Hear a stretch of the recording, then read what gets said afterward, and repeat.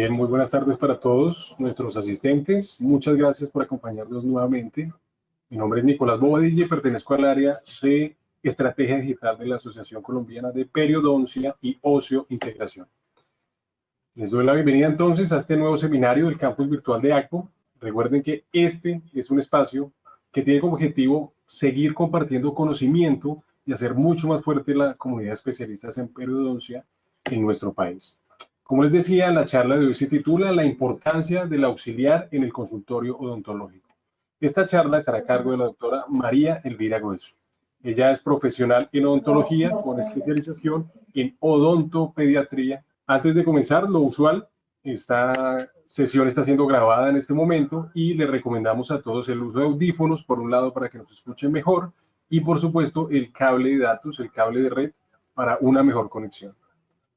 Hoy nos acompaña nuevamente el doctor Felipe Vieira. Seguramente ustedes, la gran mayoría de ustedes lo conocen, él es el presidente de la asociación y además va a ser el moderador de esta sesión nuevamente. Entonces al doctor Felipe Vieira le doy nuevamente la bienvenida y muchas gracias por acompañarnos, doctor Felipe.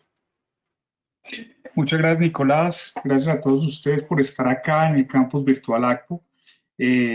Por primera vez hacemos una convocatoria para ustedes que son parte fundamental en el ejercicio profesional. Gracias por estar acá. No va a ser la única vez. Vamos a seguir en esta tarea de seguir implementando esta herramienta que durante estos casi 2 meses la hemos utilizado con los profesionales con los cuales ustedes trabajan, y no crean, nunca las vamos a olvidar porque son la mano derecha, izquierda de nuestra labor diaria. Les agradezco mucho la participación por primera vez en este campus.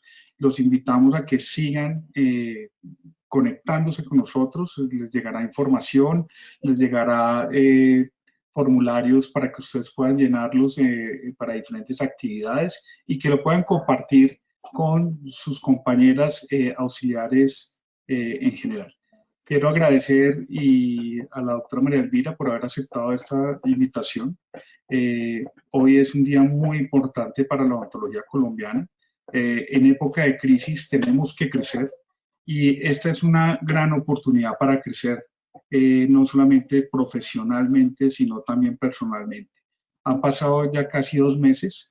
Nos han dado las vueltas con el COVID-19 por arriba, por abajo. No sabemos realmente a qué estamos expuestos, pero sí tenemos la certeza que hoy en día somos mucho más fuertes para poder a brindarle a nuestros pacientes en un momento determinado una seguridad en el tratamiento que vamos a ejecutar.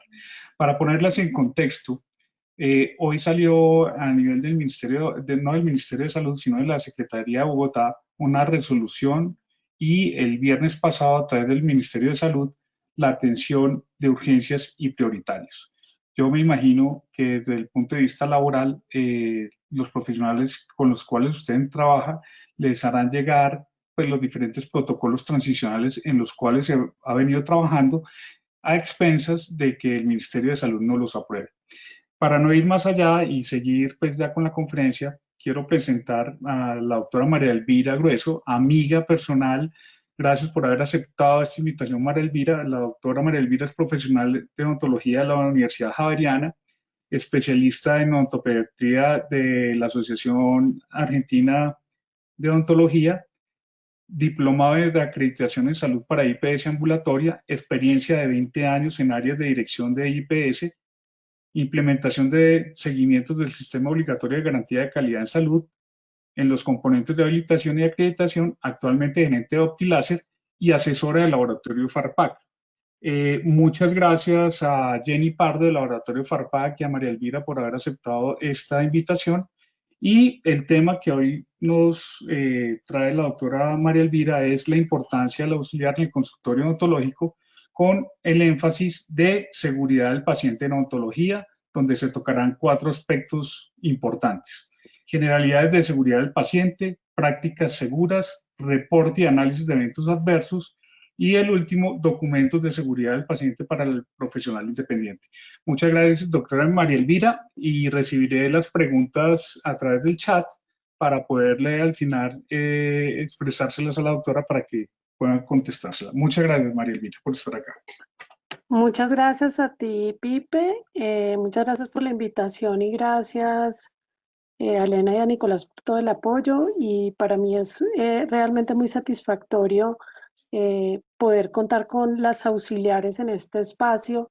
Como lo dice mi charla, el tema de la importancia del auxiliar en el consultorio odontológico realmente es algo muy importante para nosotros como odontólogos. Solo quería aclarar un tema, Pipe, y es que yo ya no, yo soy en este momento solamente asesora de Optiláser. Yo pasé de la gerencia de Optiláser a ser asesora. Entonces, como para aclarar ese tema, pero sí fue gerente de Optiláser un buen tiempo. Hoy solamente actúo ya como asesora.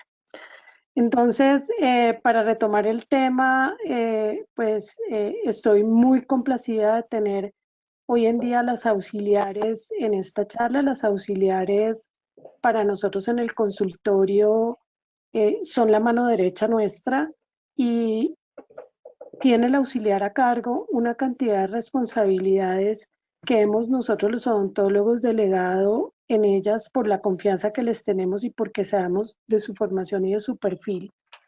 Y hemos delegado nosotros los odontólogos en las auxiliares una serie de actividades que van alineadas, como decía Pipe en la introducción, en el tema de la seguridad del paciente, eh, por lo tanto con una responsabilidad enorme y adicional a eso, una serie de actividades que van a llevar a que el consultorio al final de una visita de cumplimiento de condiciones de habilitación quede con una certificación favorable. Y eso tenemos que valorarlo nosotros como odontólogos y tenemos que apoyarlas a ustedes para que todos esos procesos que están a cargo de ustedes pues se desarrollen de la mejor manera y que ustedes puedan entender además en ese día a día la importancia de lo que hacen y saber para qué se hace cada cosa, porque es que muchas veces el tema de hacer las cosas sin entender el por qué me las están pidiendo hace que esa tarea sea más difícil, pero cuando yo entiendo para qué me las piden, pues claramente lo voy a hacer mucho mejor y voy a entender el resultado de esta labor. Entonces, de nuevo, mil gracias por estar acá y lo que yo quiero mostrarles hoy es como un repaso muy rápido, pero con unos tips muy sencillos de cómo ese día a día de ustedes poderlo alinear con todo el tema de la Secretaría de Salud, pero más allá de que sea de la Secretaría de Salud, es enfocado en el tema de seguridad del paciente. Primero vamos a hablar del marco normativo para que todos entendamos de dónde parte todo esto. Nosotros los profesionales de la salud no somos tan juiciosos en el tema de la lectura del marco normativo, pero cuando empezamos a meternos en el tema, empezamos a entenderlo, empezamos a entender toda esta normatividad, nos damos cuenta que hay muchos temas en esta normatividad que nos van a ayudar a llevar nuestro consultorio de una manera segura.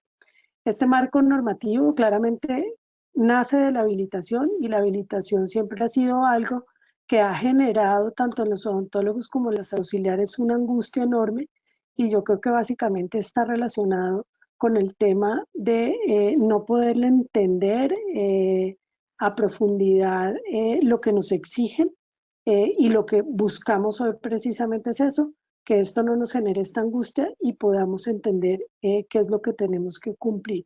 Y la habilitación se nos vuelve un tema de preparación de materiales, de carpetas, de manuales, de formatos. Al auxiliar le decimos, venga, vaya donde el doctor vecino, pídale por favor el protocolo X, el Y, y terminamos armando una serie de documentación que a veces ni entendemos ni la tenemos tan clara, copiándonos de otras personas y de otros consultorios, y realmente lo que nosotros tenemos que hacer es una descripción de los procesos propios que hacemos en el consultorio, obviamente bajo la normatividad que nos piden y cumpliendo una serie de condiciones que cada uno de los estándares nos exige, pero que debemos de alguna manera desarrollarlo de manera personal, escribiendo lo que nosotros hacemos en el consultorio. Y para esto vamos a ver ahora una serie de procedimientos o de actividades que las hacen las auxiliares de día a día y que le va a dejar claro tanto al odontólogo como al auxiliar de cómo poder dar cumplimiento a los requisitos de la habilitación, que lo que busca la habilitación básicamente es que demos un cumplimiento de unas condiciones básicas para garantizar seguridad a los usuarios en nuestros consultorios y disminuir todo el riesgo que pueden tener en la prestación de los servicios para evitar que sufran un evento adverso. Eso básicamente es lo que busca la habilitación. Entonces vamos a hablar de los principales estándares en los que el auxiliar tiene una participación importante, donde nos apoyan a nosotros los odontólogos y donde cada uno de estos estándares son transversales a toda nuestra atención y seguramente todas las actividades que hacemos nosotros como odontólogos no se podrían dar con la calidad que se dan si todos estos estándares que vamos a mirar hoy no se cumplieran de la manera que se deben cumplir. Entonces vamos a entrar en cada uno de ellos. Hoy vamos a ver el estándar de dotación. Vamos a hablar del estándar de medicamentos, dispositivos médicos e insumos que ustedes como auxiliares saben perfectamente de qué les estoy hablando y todas las actividades que alrededor de este estándar sobre todo tienen que desarrollar. Vamos a hablar en procesos prioritarios específicamente del estándar de bioseguridad, aunque hay muchos más. Y vamos a pasar por el estándar de historia clínica. Esto va a ser un abrebocas a un tema que es muy amplio, pero que espero que les deje a ustedes en ese día a día unos tips de cómo desarrollarlo de manera fácil. Cuando hablamos del estándar de dotación o cuando nos habla la norma de habilitación del estándar de dotación, básicamente lo que la norma de habilitación nos pide es que los equipos que utilicemos sean unos equipos que estén sometidos a un cronograma de mantenimiento, o a un programa, más que un cronograma, a un programa de mantenimiento preventivo y que se le haga a estos equipos un mantenimiento correctivo en el momento en que se requiera y que adicional a eso cuentan estos equipos con unas hojas de vida donde registremos esos mantenimientos, tanto el preventivo como el correctivo. ¿Por qué nos piden esto? O sea, ¿qué busca esto? Busca que cada equipo tenga su hoja de vida, como un paciente tiene una historia clínica, pues bien, que nuestros equipos tengan una hoja de vida que nos permita en el tiempo entender qué le está pasando a este equipo, si hemos reemplazado mucho determinado repuesto, si definitivamente ya es el momento de cambiarlo, si, bueno, en fin, una serie de información importante para que el odontólogo analice y pueda gestionar sus equipos biomédicos. Y adicional a eso, la importancia de equipos que den medidas, que no es necesariamente el caso en odontología, pero sí en medicina, y ahora se los voy a explicar muy bien, que esos mantenimientos preventivos y la calibración que le hagamos a esos equipos nos garanticen que al paciente le vamos a dar las cifras tensionales que son, vamos a dar el peso en el bebé correcto para poder darle al bebé la dosis de medicamento que requiere. Entonces, si ven, esto es un estándar totalmente alineado al tema de seguridad del paciente y probablemente en odontología no vamos a tener muchos equipos que tengamos que calibrar, pero si nosotros llevamos este tema a otras áreas de la salud, como por ejemplo la medicina, pues sí tienen una importancia enorme. Y si en el consultorio nosotros como odontólogos tenemos, que sería ideal tenerlo, un tensiómetro para eventualmente tomar la atención de los pacientes en el caso de una emergencia o si lo hacemos de manera rutinaria, pues debemos garantizar que las cifras tensionales que nos dé ese tensiómetro sean correctas. Por eso nos piden que por favor sean sometidos a un programa de mantenimiento preventivo y de calibración. Entonces, como ven, este estándar está totalmente ligado a calidad y seguridad de atención en nuestros consultorios. Y si miramos ya el tema del autoclave, el autoclave es uno de esos equipos biomédicos que debemos garantizar en nuestro consultorio que esté funcionando de manera perfecta.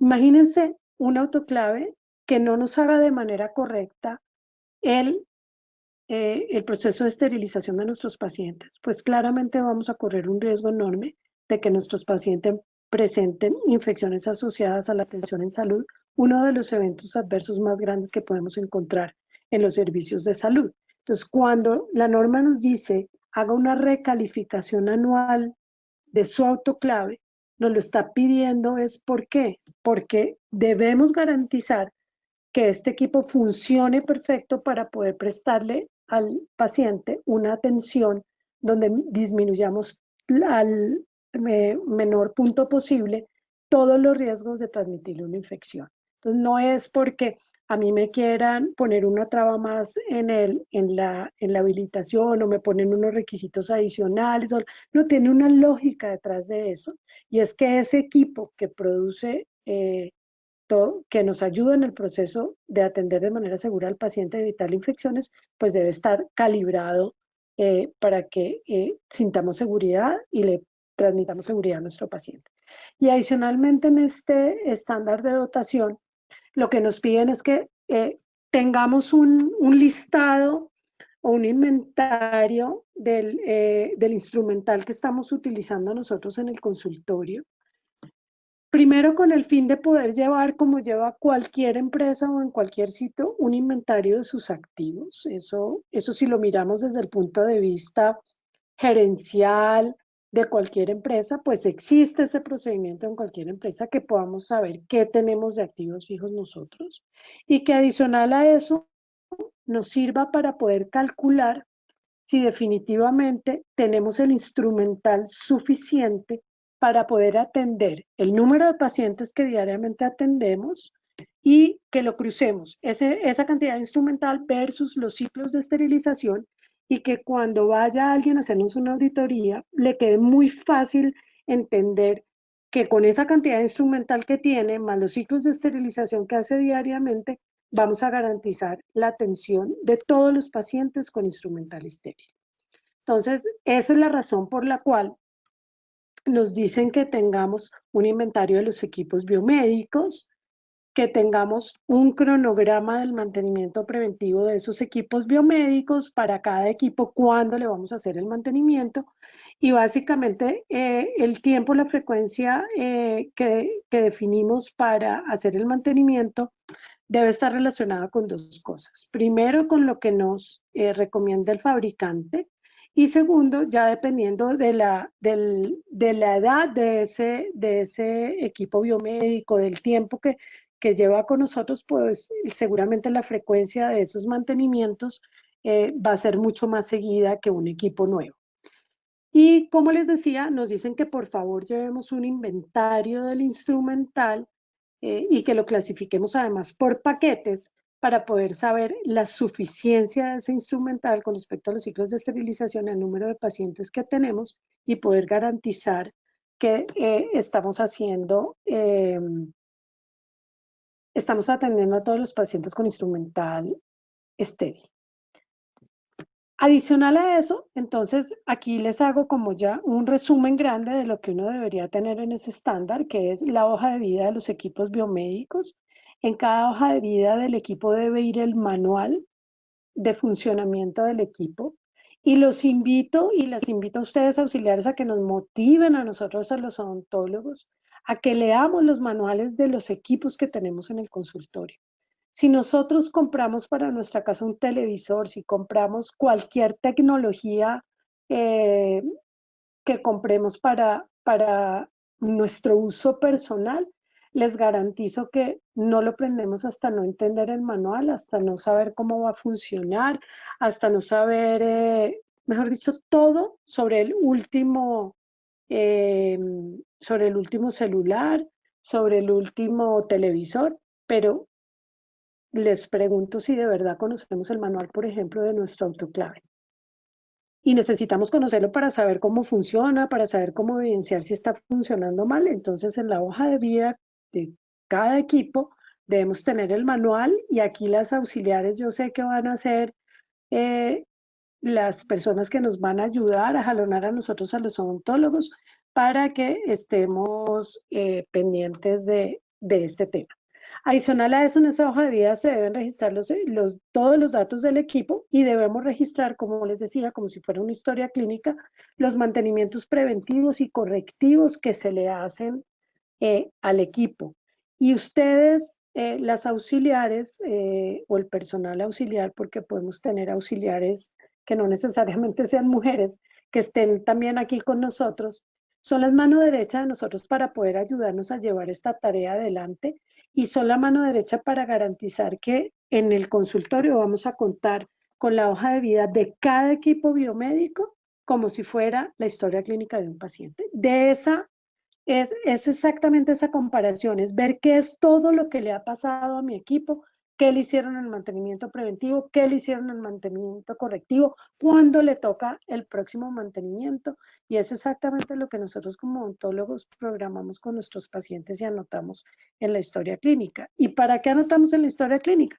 Para saber la evolución, para saber qué ha pasado con este paciente, pues eso es lo mismo que necesitamos saber con nuestros equipos.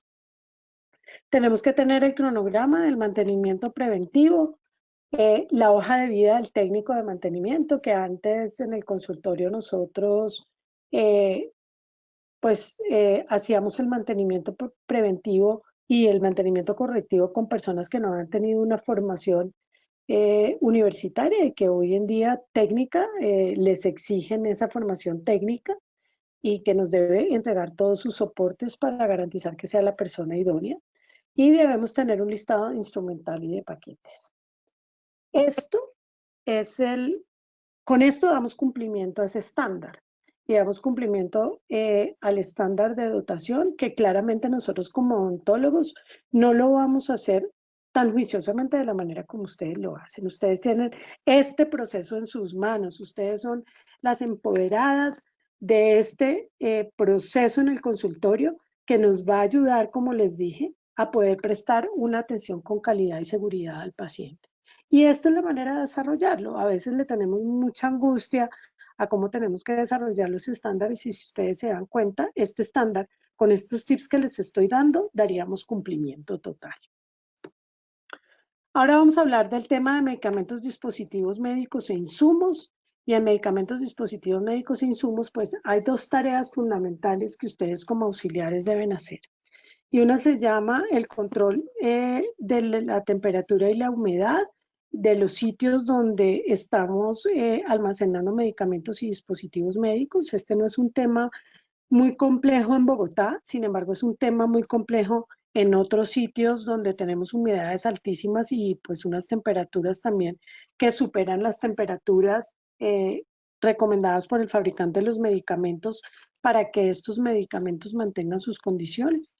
Lo único que les digo es, o les aconsejo es que en el momento en que lo utilicen y en los sitios que necesiten utilizarlo, tanto en las IPS como en los consultorios, registren las planillas con el objetivo no de cumplirle a la Secretaría de Salud, olvidémonos de que ese es el objetivo, sino que el objetivo de registrar estas planillas es de poder evidenciar en determinado momento si la temperatura se subió, si la humedad se subió, dos condiciones que en circunstancias o en condiciones anormales nos van a llevar a que los medicamentos o los materiales que tenemos pierdan sus propiedades. Esto es básicamente la razón para que llevemos estos registros.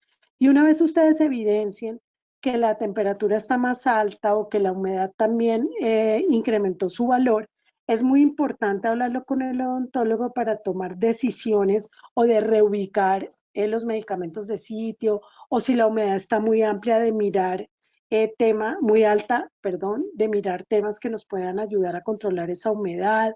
Y en las IPS, generalmente ustedes saben que los depósitos son los últimos sitios que construyen en las IPS y los dejan por allá en rincones escondidos, oscuros, húmedos.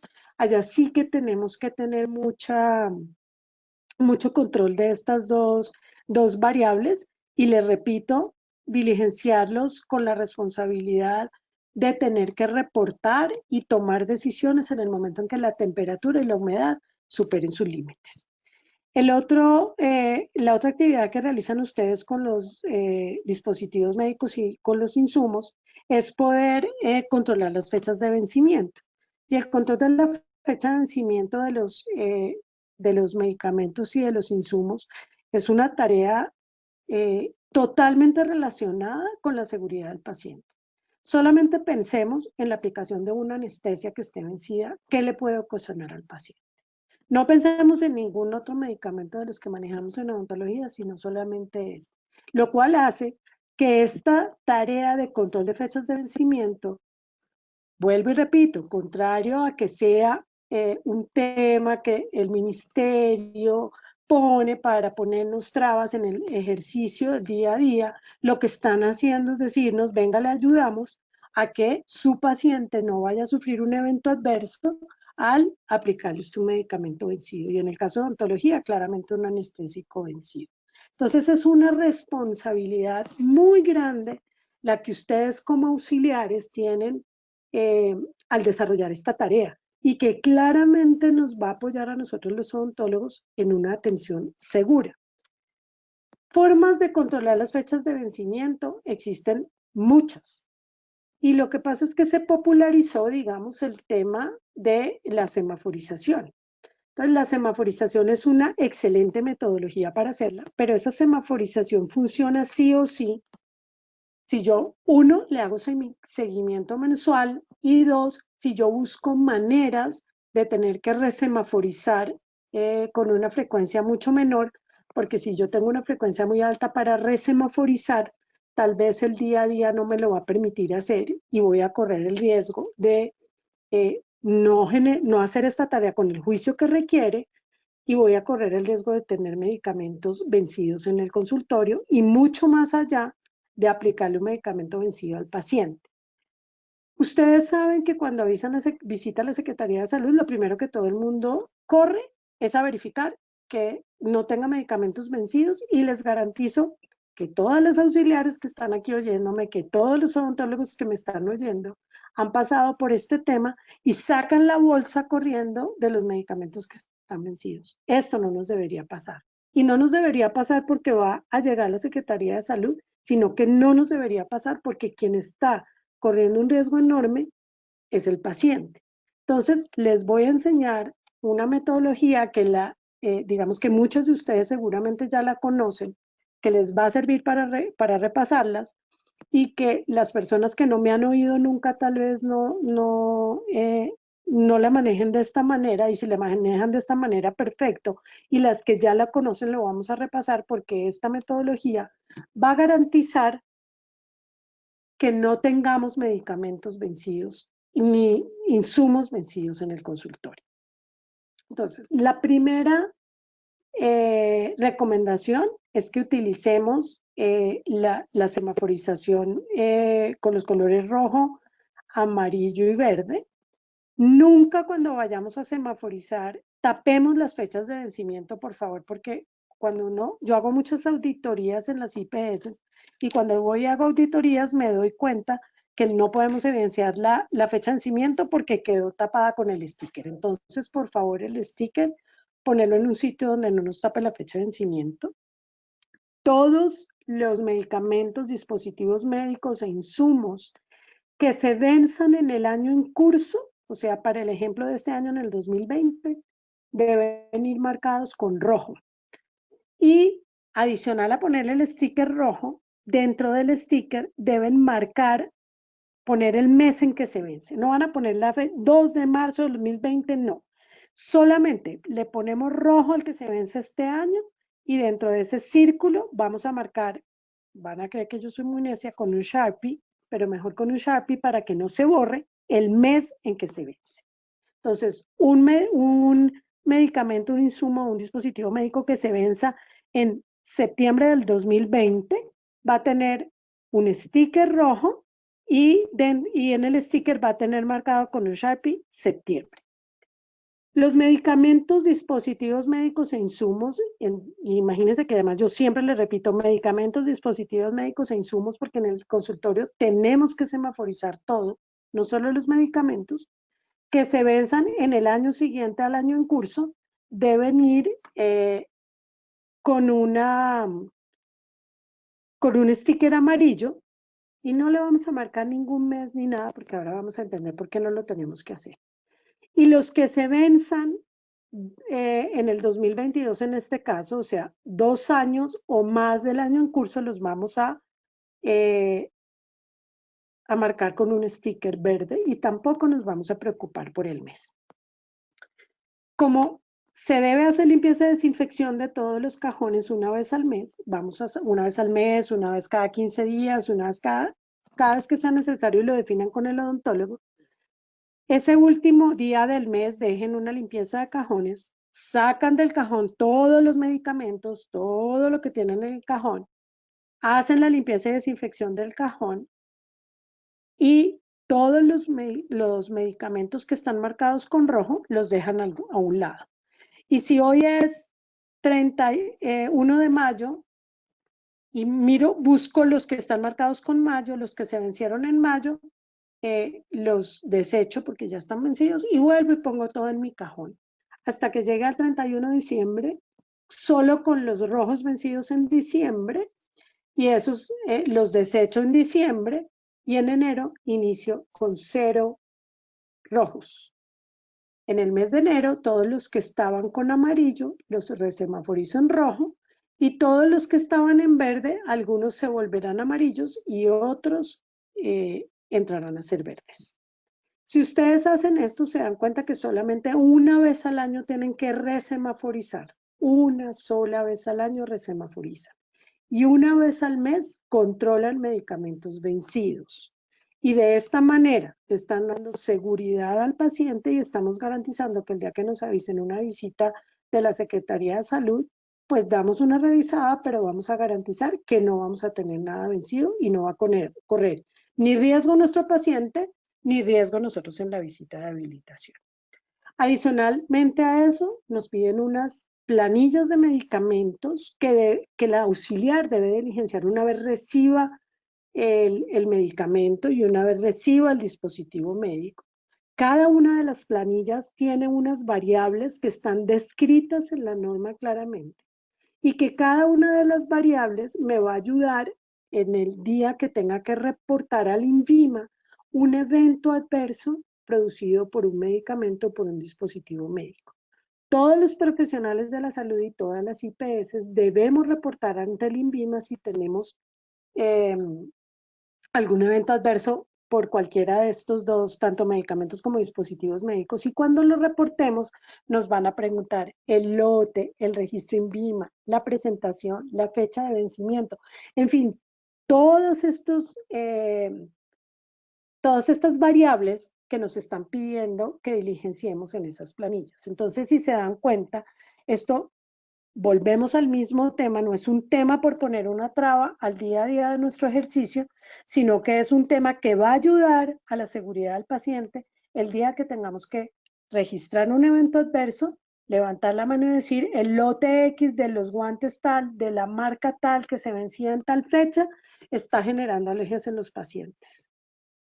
El medicamento tal, el anestésico de marca tal, con principio activo tal, de lote tal, de presentación tal, está generando alergias en los pacientes. Dios, ojalá nunca tengamos que hacer un reporte de ese estilo, pero es lo que el INVIMA va a poder salir ya en el mercado y decir, salió una alerta, como salió, por ejemplo, hace muy poquito la alerta con el medicamento Dololet, y esa alerta que dio el INVIMA, pues la dio cuando quien reportó el tema tuvo que reportar todo esto, y al final de todo, ¿es en beneficio de quién? En beneficio de la seguridad del paciente.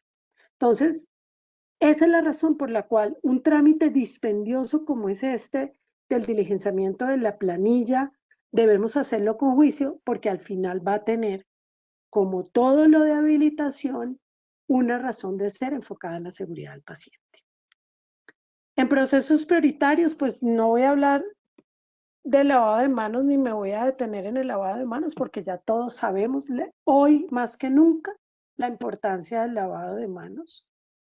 Hoy con el tema de esta pandemia creo que no se nos va a olvidar que el lavado de manos salva vidas, como lo ha venido diciendo la Organización Mundial de la Salud desde hace muchos años, y que hoy esto es aún más vigente que en cualquier momento de nuestras vidas.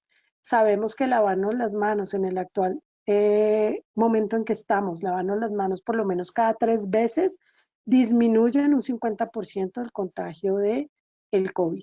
Y esto deberíamos tenerlo nosotros ya, sobre todo como profesionales de la salud, tener la cultura de lavarnos las manos, no solamente en nuestro consultorio, sino de lavarnos las manos en nuestras casas, una vez lleguemos a las casas, cuando nos bajemos del bus, cuando recibamos plata. Creo que ya todo eso va a quedar totalmente entendido por todos nosotros y que claramente en el consultorio pues es una práctica que antes y después de atender al paciente, así tengamos guantes, debemos lavarnos las manos. En el estándar 5 también viene todo el tema de limpieza, desinfección y esterilización, y esto sí que es un tema de una responsabilidad enorme. Una responsabilidad que nosotros los odontólogos delegamos en ustedes las auxiliares, pero que tenemos también la responsabilidad de estarlo monitoreando, de estarlas retroalimentando a ustedes de la manera como lo están haciendo, de implementar planes de mejoramiento en el caso de que evidenciemos que algo no se está haciendo bien, porque a la larga es el proceso que más nos va a ayudar a que no se transmitan infecciones durante la atención en salud. Y por eso es muy importante que el odontólogo pueda ayudar al auxiliar, si bien no lo va a hacer el odontólogo el trabajo, sí le ayuda al auxiliar a direccionar, a hacer el seguimiento y a que en conjunto saquen adelante un proceso tan complejo como este. En los procesos de limpieza y desinfección, hoy vamos a hacer un tema muy rápido y una pasada por encima, pero que les va a dejar a ustedes unos temas básicos y tips que les va a ayudar a que puedan en el día a día hacer mejor esto. Uno es la limpieza. Cuando hacemos la limpieza del instrumental, no estamos haciendo ningún tipo de desinfección, y esta limpieza debemos hacerla con elementos de protección personal que nos protejan, y este es un proceso que siempre hace el auxiliar.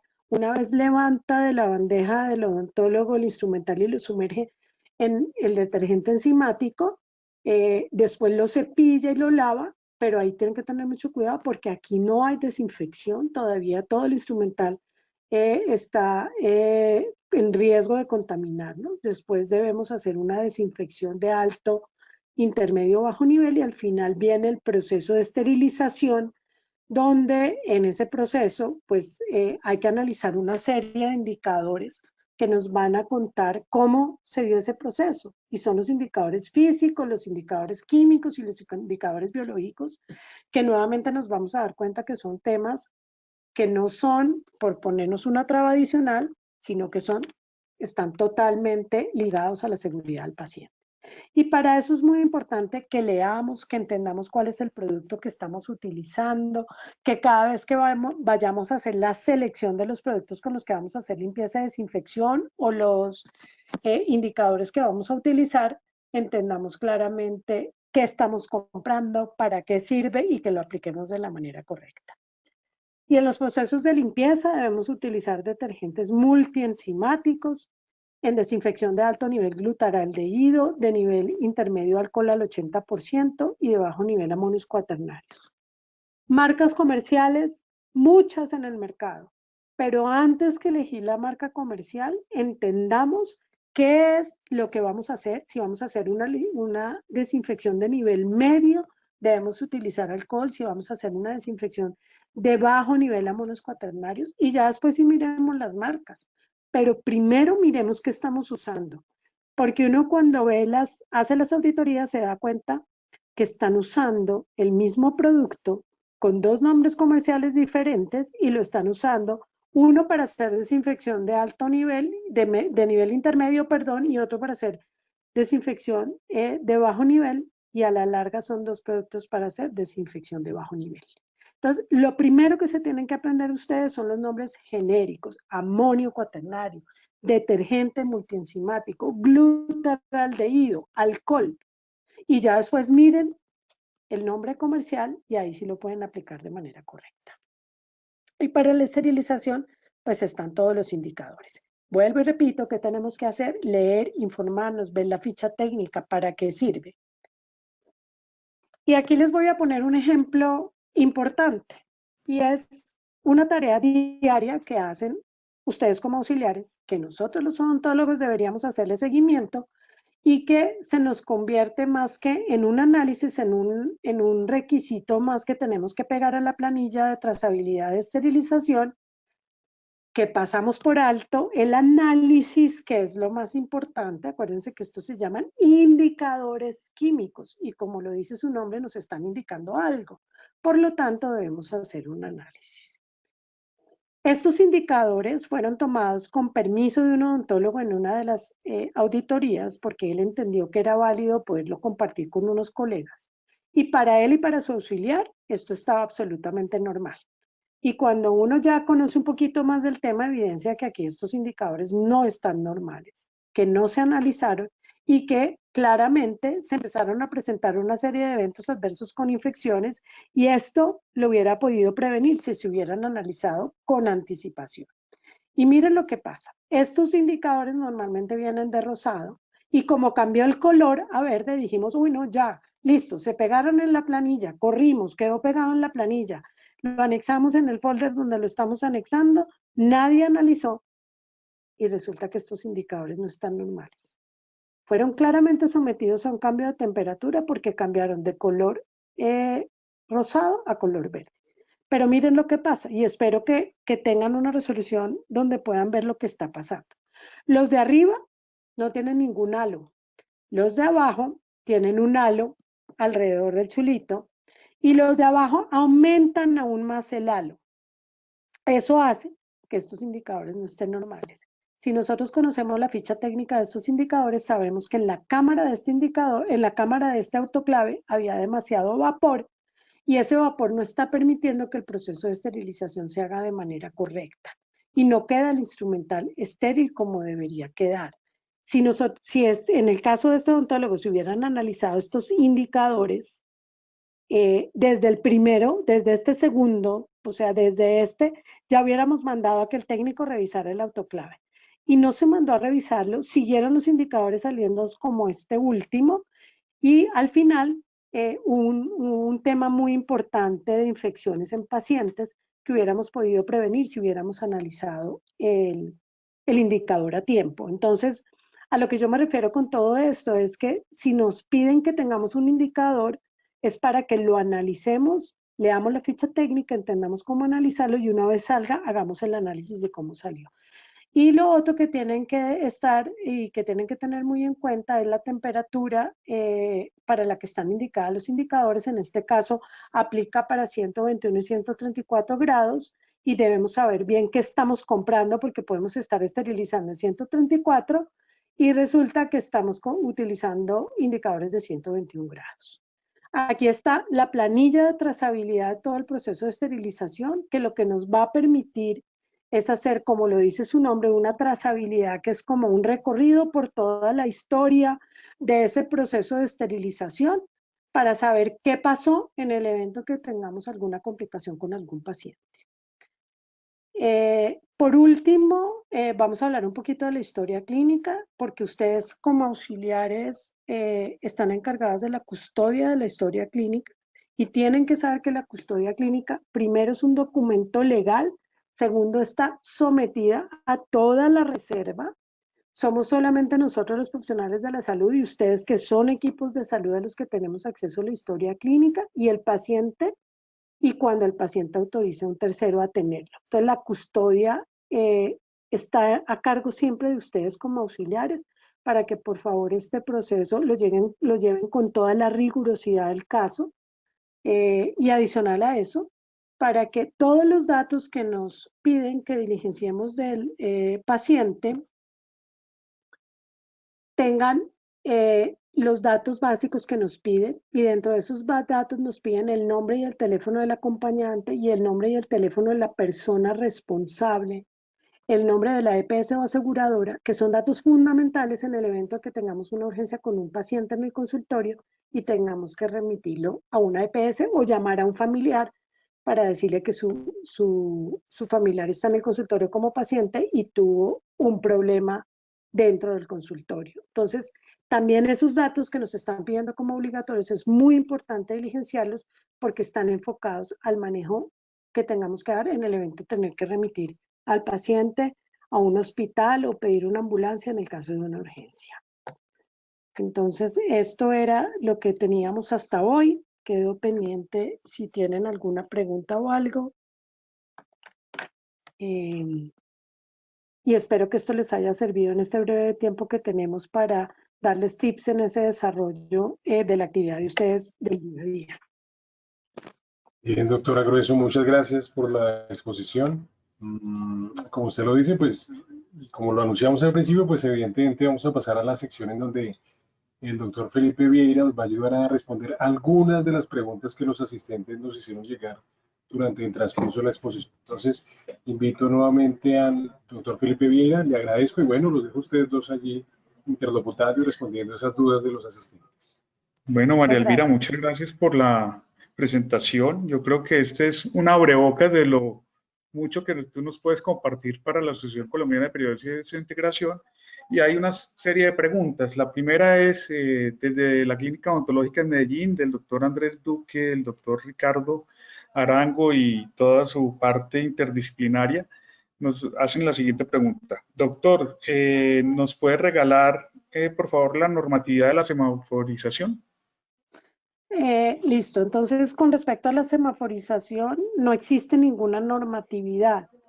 Lo que existe en la normatividad es un tema de que nos piden que controlemos las fechas de vencimiento de los medicamentos. Eso es lo que dice la norma. Y se han generado una serie de metodologías, entre esas la metodología de la semaforización, que les acabo de hablar y que con muchísimo gusto si tú estás de acuerdo, Pipe, yo la puedo compartir con la sociedad y tú se la haces llegar a las personas. Perfecto. Entonces, porfa, para mandársela a Elena y Elena lo puede compartir a la base de datos de las auxiliares que están vinculándose pues, a este proyecto de educación virtual. Hay otra Perfecto. pregunta de Luz Marina Roa. ¿El registro de mantenimiento, que si lo hace el técnico o lo hace el auxiliar? ¿Y qué deben de hacer ellas en el estándar 1? Bueno, el estándar 1 no lo tocamos porque, pues digamos que esto amerita para poder entrar de lleno en cada uno de los estándares un tiempo bien largo para que lo podamos ver. Pero en el estándar 1 básicamente para los que no saben cuál es el estándar 1, es el de talento humano y esta es una excelente respuesta a cargo de un auxiliar porque ahí es donde podemos evidenciar que ellas son las que nos apoyan en en todo el cumplimiento de habilitación y en el estándar 1 lo que tenemos que garantizar es que existan todas las hojas de vida, tanto del auxiliar como de los odontólogos, existan las certificaciones de capacitaciones, con todos sus soportes y todos los soportes de las hojas de vida. Eso es como lo que tenemos que garantizar en el estándar 1. Y con respecto a quién debe diligenciar el registro del mantenimiento, pues lo debe hacer el técnico. Lo que pasa es que la responsabilidad grande está en ustedes, los auxiliares, en que el técnico lo haga, porque muchas veces los técnicos hacen el mantenimiento, se van y no lo hacen, y ustedes sí tienen la responsabilidad de pedirle que haga y registre lo que hizo. Doctora, yo tengo una pregunta con respecto pues, a esta coyuntura del COVID-19. Tenemos un cuestionario de preguntas básicas de si ha tenido fiebre, si ha tenido tos, estornudo, molestias digestivas, diarrea, cansancio, malestar, si está convive con alguien que sufrió de COVID-19. Y esta es una encuesta que se debe realizar 48 horas previa a la cita. ¿Considera, María Elvira, que esta encuesta se debe realizar también a los 7 días de haber hecho el procedimiento que estamos atendiendo? A ver, yo creo que si nosotros analizamos cómo es el tema de la sintomatología del COVID, pues tenemos 14 días para que la persona pueda manifestar sus síntomas. Claramente la mayoría se manifiestan durante los 7 primeros días, pero hay pacientes que tienen una manifestación tardía. Entonces yo creo que sí sería prudente hacer como un seguimiento a ese paciente, porque es que el tema odontológico tiene un riesgo muy, muy alto y podría estar ese paciente en el momento que lo tenemos asintomático y realizar sus síntomas al final de los 14 días. ¿Sí? Igualmente Ahí nos tengo podemos pues una pregunta. ¿Se puede hacer 7, 14 y 21? Porque también hay, pues, hay pacientes que lo han Sí, desarrollado. hay pacientes O que lo sea, hacen a los 21 días, ¿sí? Raros, pero existen, que a los 21 días empiezan, o hay pacientes que simplemente tuvieron la enfermedad y nunca presentaron sintomatología y los pudimos haber atendido teniendo la enfermedad sin sintomatología, por lo cual las medidas de prevención deben ser absolutamente estrictas hacia el paciente no tenga sintomatología. perfecto. Y el consentimiento informado adicional de los procedimientos que se están realizando de urgencias y prioritarios. Perdón, Pipe, ¿me vuelves a repetir la pregunta que no te la Y el entendí? consentimiento para COVID-19 adicional a al consentimiento informado de los procedimientos que realizamos. Llenar los dos, ¿cierto? Sí, señor. Eso es No, muy no dejar importante. un solo protocolo, sino tener los dos. Los dos porque tienen fines diferentes, cada uno. Sí, perfecto. ¿Mm? Bueno, doctora María Elvira, pues gracias por acompañarnos de la tarde de hoy. Esperamos que esta no sea la última vez, siempre atenta con ACPO y pues conmigo una relación de amistad y muchas gracias por esta excelente presentación. Esperamos que todas las personas que asistieron al seminario hayan tenido un muy buen, les haya servido para su capacitación y pues las esperamos prontamente en un nuevo seminario diseñado para ustedes. Muchas gracias y nos vemos en una próxima oportunidad. Gracias. Muchas gracias a ti, muchas gracias a todos los asistentes. Gracias. Bien, muchas gracias entonces a los doctores Vieira y Grueso, les agradecemos su tiempo. Y bueno, como decía el doctor Felipe, evidentemente pues los eventos que se vienen no paran. En este mes de mayo tenemos varios de ellos, entonces los invitamos a que se inscriban a estos a través de nuestra página web, acperiodoncia.com. Una vez allí buscan la sección Campus Virtual Act y se inscriben a los seminarios por venir. Tengan una muy buena tarde, que estén bien.